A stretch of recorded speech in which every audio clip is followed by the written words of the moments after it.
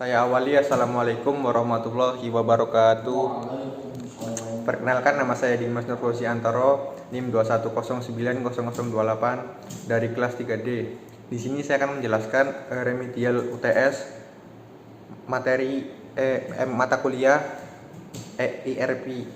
Untuk yang pertama, apa yang kalian ketahui tentang perbedaan antara sistem informasi terintegrasi dan IRP?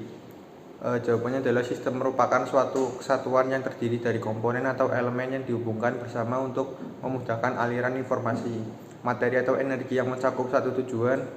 Sistem informasi terintegrasi merupakan kumpulan serangkaian informasi yang dihubungkan bersama-sama secara terorganisir.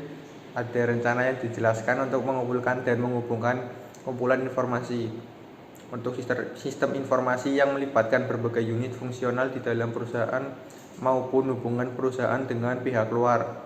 Pengertian IRP adalah Enterprise Resource Planning, adalah program perangkat lunak inti yang digunakan oleh perusahaan untuk mengintegrasikan dan mengkoordinasikan informasi di setiap area bisnis. Untuk nomor 2, berilah contoh perusahaan yang sudah mengimplementasikan IRP dari perusahaan tersebut. Jelaskan software yang digunakan oleh perusahaan dan mengimplementasikan sistem IRP. Untuk jawabannya, perusahaan Telkomsel menggunakan software SAP. Sistem SAP adalah software IRP yang bertujuan untuk membantu perusahaan mengoptimalkan bisnis proses untuk meningkatkan kinerja perusahaan. Banyak bisnis tradisional yang masih mempergunakan manajemen data yang ditempatkan di bagian masing-masing secara terpisah. Untuk nomor 3, soalnya adalah dalam mengembangkan IRP ada beberapa tim proyek yang dilibatkan. Sebutkan dan jelaskan tim tersebut. Untuk jawabannya, nomor 1 ada Human Resource. Human Resource atau HR adalah divisi atau bagian yang sangat penting dari suatu organisasi perusahaan. Mereka adalah penopang dari kesuksesan suatu perusahaan. Untuk tugasnya diantara lain ada 1. Komunikasi, 2. Menguasai HR software, 3. Manajemen waktu, 4. Problem solving, yang kelima empati. Untuk yang kedua ada accounting and financial. Accounting atau keuangan adalah cabang akuntansi untuk berkaitan dengan pelaporan informasi keuangan kepada pihak eksternal. Prinsip akuntansi keuangan berubah-ubah dan disesuaikan dengan kebutuhan pemakai informasi keuangan serta sistem. Untuk yang ketiga ada production dan material management, untuk meningkatkan atau menciptakan kegunaan utility dari perbedaan benda-benda ekonomi dengan memasukkan beberapa faktor-faktor produksi sehingga menjadi bentuk keluaran berupa produk. Manajemen material adalah suatu fungsi yang bertanggung jawab untuk mengkoordinasikan perencanaan planning. Untuk yang keempat ada marketing dan sales. Untuk produksi atau layanan, sales memenuhi permintaan dan menciptakan hubungan marketing melibatkan mendapatkan pelanggan atau produk atau layanan. Untuk selanjutnya, nomor 4, sebutkan dan jelaskan 4 area fungsional utama operasi yang dimiliki oleh perusahaan. Untuk yang pertama ada marketing dan sales atau MS, fungsi pemasaran, penjualan termasuk mengembangkan produk, menentukan harga, mempromosikan produk kepada pelanggan. Yang kedua, supply chain management atau SCM. Fungsi dalam supply chain management meliputi mengembangkan rencana produksi, memesan bahan baku dari pemasok, menerima bahan baku ke dalam fasilitas, dan membuat produk.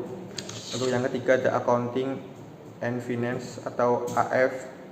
Accounting and finance melakukan akuntansi keuangan untuk memberikan ringkasan data operasional dalam laporan manajerial dan juga bertanggung jawab untuk tugas-tugas seperti pengendalian akun. Untuk selanjutnya ada D. Yang terakhir ada human resource atau HR. Bisnis ini membutuhkan karyawan untuk mendukung area fungsional pemasaran dan penjualan dan manajemen rantai pasokan, yang berarti bisnis harus merekrut, melatih, mengevaluasi, dan memberi kompensasi kepada karyawan. Untuk yang kelima, sebutkan input dan output untuk accounting dan finance atau AF.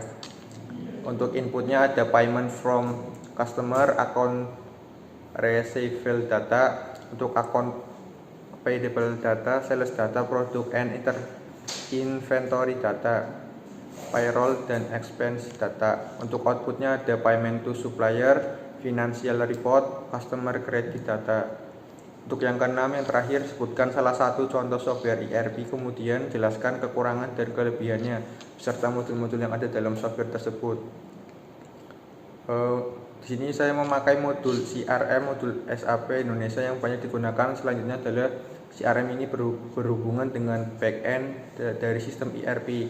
Selain itu, CRM ini berhubungan dengan supply chain, business intelligence, penerapan di lapangan, dan masih banyak lagi lainnya. Tujuan modul CRM ini adalah menyediakan informasi yang lebih baik berhubungan dengan pelanggan. Selain itu akan membuat perusahaan mengerti tentang bagaimana membuat konsumen puas terhadap pelayanan perusahaan. Untuk kelebihannya ada aplikasi ini dapat menjadi sistem usaha yang terbaru.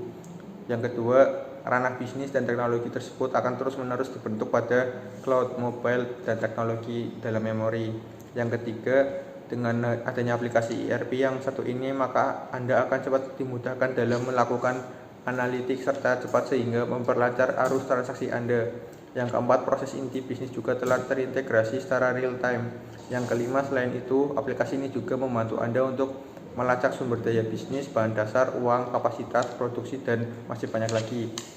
Untuk kekurangannya ada: 1. Relatif mahal, 2. Menuntut kualitas sumber daya manusia yang tinggi, 3. Cukup rumit untuk digunakan, pada sistem SAP cenderung memiliki kekurangan.